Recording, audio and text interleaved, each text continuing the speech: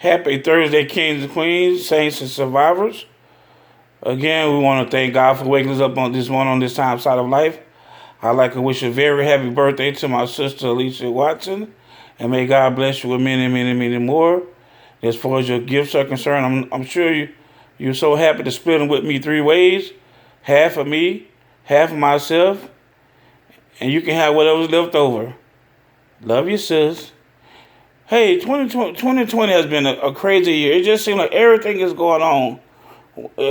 From COVID to people's careers, to storms, sickness, dying, police brutality, racial injustice, protests, buildings on fire, statues being toppled. It's been a year like never before, that we've never seen before. But in the midst of it all, I'm here to encourage you to remember that the battle belongs to the Lord. This is not your battle. You can't fight this battle. You're going to lose your mind trying to fight this battle. You got to give this battle to the Lord. The battle belongs to the Lord. Let us never forget that the battle belongs to the Lord. So I want to talk on a few minutes on the subject this day on the topic, and the giants just keep on coming. And the giants just keep on coming. Life's giants are going to keep on coming, but they're going to seem like answer you if you let the God fight your battle. Let's go to 1 Samuel chapter 17. Beginning at verse 3. We're going to highlight the story of David and Goliath from a different angle this day. And the Philistines stood on the mountain on the one side, and Israel stood on the mountain on the other side, and there was a valley between them. And there went out a champion out of the camp of the Philistines, named Goliath of Gath, whose height was 6 cubits and a span. In other words, a giant that stepped out in front of the armies of the Philistines, who's 9 foot 9 inches tall. So in other words, this is a big giant here that's standing in front of Israel. The Bible tells us that Saul was the tallest man in Israel, but Saul wasn't 9 foot inches tall. So they chose Saul to be the king, but he was taller than everybody else in Israel, but he wasn't 9 foot 9 inches tall. Let's keep on going. Verse number 10. And the Philistine says, I defy the armies of Israel this day. Give me a man that we may fight together. And Saul and all of Israel heard those words of the Philistine. They were dismayed and greatly afraid. Why are you afraid, Saul and Israel? You God's chosen people. The battle belongs to him, right? Well, I'm going to tell you why they're afraid. Because they did what we do sometimes. We put out everything else before God, even after all the things that he's done before us. We're going to do some backdrop on this. We surround our people who we think going to fight our battles for us. And in turn, when the times get rough, they get to running on us, like Saul is doing right now. Let's go back to get the backdrop of this, and then we're going to come back to 1 Samuel 17. Let's go back to 1 Samuel chapter number 8, verse number 4. Then all the elders of Israel gathered themselves together and came to Samuel unto Ramah, and said unto him, Behold, thou art old, and thy sons not walk in thy ways. Make us a king to judge us like all the nations. In other words, we want a king. That's what he said. Oh, we don't want the Lord no more. Yeah, the Lord brought us to the wilderness. The Lord did this for us. He whooped the Philistines for us before. He been feeding us since the day we was born. Yeah, we know what the Lord did. He done put judges and did right by us. But we want us a king now. We want to be just like everybody else. So the next few verses, the Lord said, give him a king, but just tell him what's going to happen to him. All the bad stuff that's going to happen to him.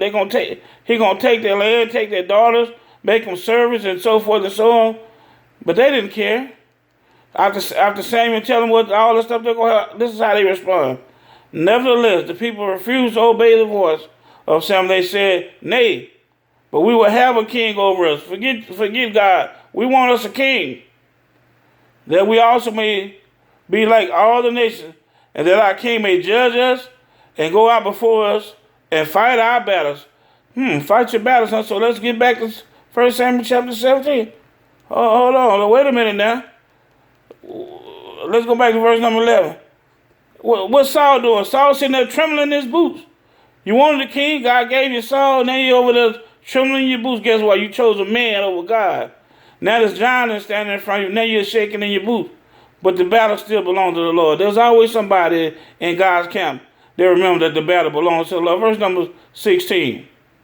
And the Philistine drew near morning and evening, and presented himself 40 days. So in other words, Goliath kept teasing them for 40 days. When you don't give the battle over to the Lord, your enemy gonna keep putting it in you, gonna keep throwing it in your face. Anytime you turn your back on the Lord, and you know the Lord ain't cover you, your enemy gonna continue to throw it in your face. They know you ain't got God's protection. See, you got to turn back to the Lord when that enemy knows when that devil's got you.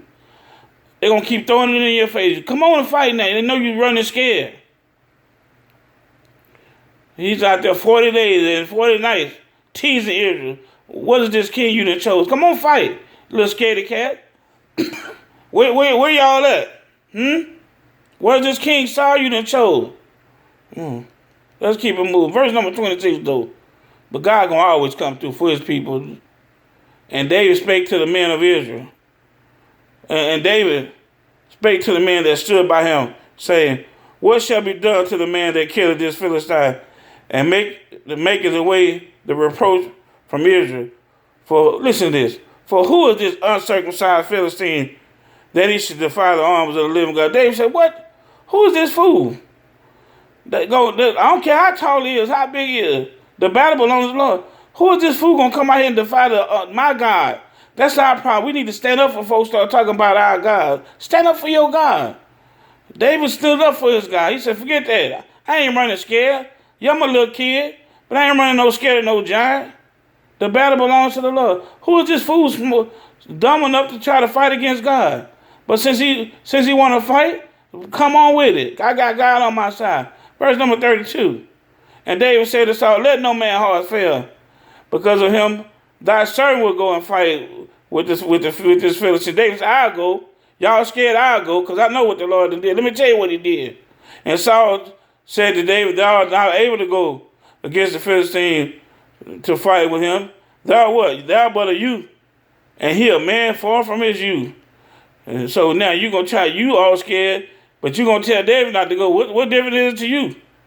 And David said unto Saul, thy servant kept his father's sheep, and they came out of line, and a bear, and took a lamb out of the flock. And I went out after him, and smote him, and delivered it out of his mouth. And when he arose against me, I caught him by his beard, and smote him, and slew him. Thy servant slew both the lion and the bear. And this uncircumcised Philistine shall be as one of them, seeing he hath defied the armies of the living God. David said, listen, the same thing that happened to that bear and that lion, I'm about to do to the Goliath in the name of the Lord. I'm going to show him. I'm going to show him who the battle belongs to. You want to mess with God's folks? I got something for him. Let's wrap this thing up. Verse number 44. And the Philistine said to David, come to me, and I will give thy flesh to the fowls of the air and to the beasts of the field. Oh, Goliath bad. Come on, little kid. I'm about to feed you to the birds. Then said David to the Philistine, thou come to me with the sword, with the spear, and with the shield. But I come to thee in the name of the Lord of hosts, the God of the armies of Israel, whom thou hast defiled. Not tomorrow, not yesterday, not in the future, but this day will the Lord deliver thee into mine hand, and I will smite thee, and I will take thine head from thee, and I will give thy carcass of the host of the Philistine this day unto the fowls of the air, and to the wild beasts of the earth. What's that? Let me read this real slow here. That all the earth may know that there's a God in all over Israel. The battle belongs to the Lord. You better remind somebody who you serve. Remind them that there's a God sitting up high, looking down low. So when you're messing with God's children, they better watch out. Yeah, we got a lot of stuff going on in 2020, but the battle belongs to the Lord. Don't give up. Just remember whose team you're on. Don't join the other team thinking things going to get better on the other team. Stay with God. God got you. God bless you, and have a happy Thursday. Happy Thursday. And the Giants just keep on coming.